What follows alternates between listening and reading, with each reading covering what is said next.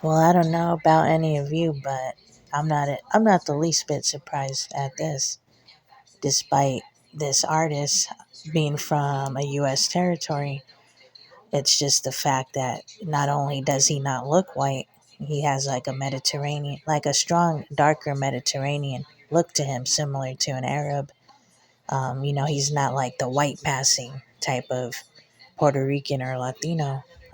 Like some of them have that whiter appearance. He seems to, have stronger, darker Mediterranean looks, and also might have a little black in him. So he kind of has this biracial kind of mulatto look to him.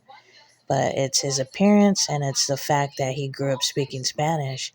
And despite Puerto Rico being a U.S. territory, it's the culture that is distinctly different from the U.S. that they have an issue with more than anything. But also, I think it's his appearance too, because I feel like if he looked like Luis Miguel, like one of those, or Carlos Ponce, like he'd be much more accepted. But it's his appearance and the fact that he has the accent, and because of that island, Puerto Rico, being very Hispanic or Latino in culture and largely mixed race in its demographics. So that's the reason they're not quite accepting of it, despite it them all being citizens, even on the island. Even if he grew up in New York City or New Jersey, I still feel like if he had like an East Coast accent as opposed to a Latino one, they might still have an issue with him because they just don't like any Latino of any background or any Latino background, despite us being from here, whether we have an accent or not. That's what I think. And I feel like even in her heyday, say somebody like Selena Gomez, who's from Texas, born and raised, and so are her parents. She's second generation, I think third generation Mexican American, Tejana. English. She speaks fluent English and everything. I think she's only half Mexican too on her father's side, but because of how she looks more like us, and her name, um, that's all they see, and it's 100% racial. I feel like even when she was putting out music, or I think now she has music out, but like let's say she was chosen instead of Bad Bunny, I still feel like it would be the same kind of backlash, and they wouldn't see her as being worthy of being on that stage representing an American business like that, or such a large sport like that they have make such a big deal of in this country, the Super Bowl and the NFL. And the NFL, um, it's another artist example would be, with roots here in the United States, would be Selena Quintanilla. Like, let's say she was still alive today and she had been making music since 1995, and, she was still a big deal and she was putting out both English and Spanish language albums still to this day. And they had her perform. I feel like she would still get that backlash because these people are 100% Klans member, MAGA, I'm talking about racist motherfuckers.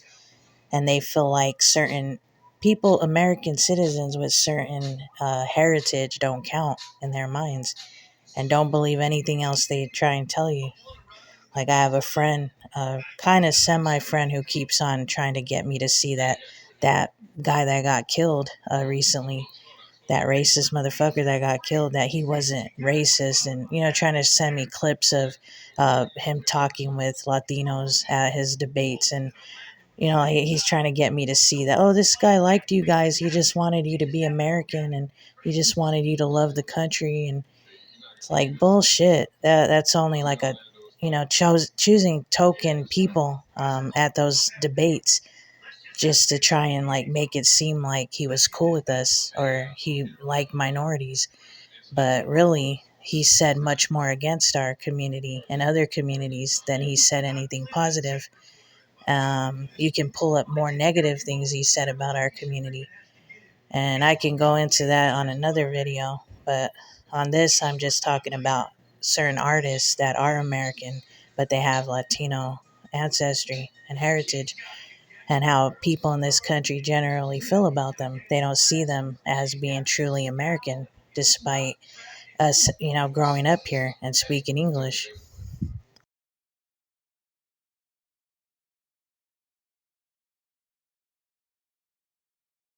That's why I believe a lot of us have a hard time trusting them and not having the pessimistic views that we have and attitude collectively, because it's so easy when you see how they treat our community. And it doesn't matter, like, you don't have to be from those countries, you just have to have ancestry there. Even just half, like, even if just one of your parents does, they have a hard time accepting people in our community who are citizens who grow up here, but we have that heritage. It's just racism. There's no way around it. So I believe, even though he was around in the 1950s, it's kind of gotten to be like the 1950s when you think about it. Just the attitude people are trying to bring that era back when people were being excluded and you kind of had to hide your heritage back then. How this artist, Richie Valens, had to kind of alter himself, he had to alter his name.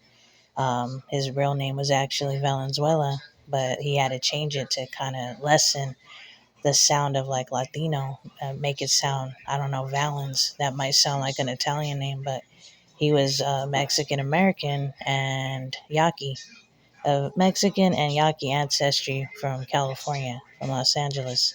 And his parents were from Los Angeles as well. But I feel like even if Richie Valens was alive and he performed at the Super Bowl, they'd be booing him too. They'd be saying deport him. And these people are just racist fucking animals. Don't take your knee off their fucking neck about it. Keep on throwing it in their face because that's just what they're all about. They're very exclusive about who they see as American in this country. So I think it should just be put out there, and they can deny it all they want.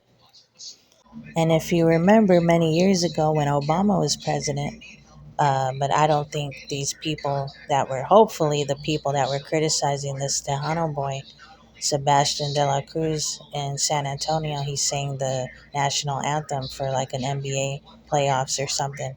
I don't recall it because I don't watch the playoffs or basketball, but I came to find out about it. I think it was on What Would You Do, that show by, what's his name? John Quinones, the Mexican American host from San Antonio. He mentioned this a few years ago, so that's how I know about it. But he got a lot of backlash just for being a brown kid, despite being from Texas and singing in English. It's not like he was up there singing in Spanish either. Just the fact that he wasn't white or black, they had an issue with him singing. So that, thinking he was foreign when he's native. Clearly, his appearance is native, and that's the first people in this nation, on this whole continent, looked like him. So that's the funniest, most ironic part, that they try to make the phenotype of a native look foreign, or they try to make it out to be the most foreign look in the country when it couldn't be more than the opposite. But this is like an example of that, a prime example that they just have an issue with our heritage. And it doesn't matter. It's like not about illegal or um, crossing the border. Like, it's 100% about race, it's about heritage, and it's about your phenotype in this country, and you can't convince me otherwise. So I think it's a laugh that the MAGAs are still trying so hard to make it seem like they're inclusive when they're anything but.